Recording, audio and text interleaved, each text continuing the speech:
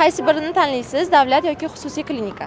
Menimcha davlat ishonchliroq. Hozir xususiylar ko'p parod qilyapti-da o'shanga. O'sha bir operatsiyasi o'lganlar, keyin o'sha kokosh, ular hammasi xususiyda bo'lganda, lekin davlat ta'limida unaqa narsa eshitmadim-da.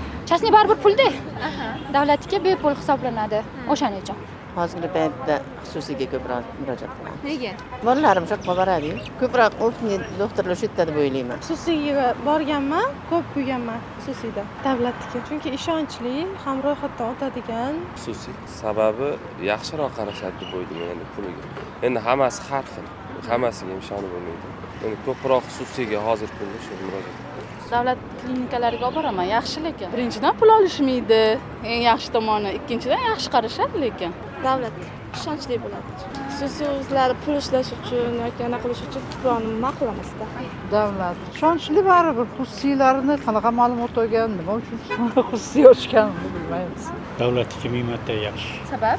Shu paytgacha yomon bo'lmagan, bundan keyin ham yomon bo'lmaydi deb o'ylaymiz. Davlatnikini tanlayman. Professional, professor vrachlar ishlaydi deb o'ylayman. Chem klinikada ko'ra. Davlatniki bo'lsa kerak.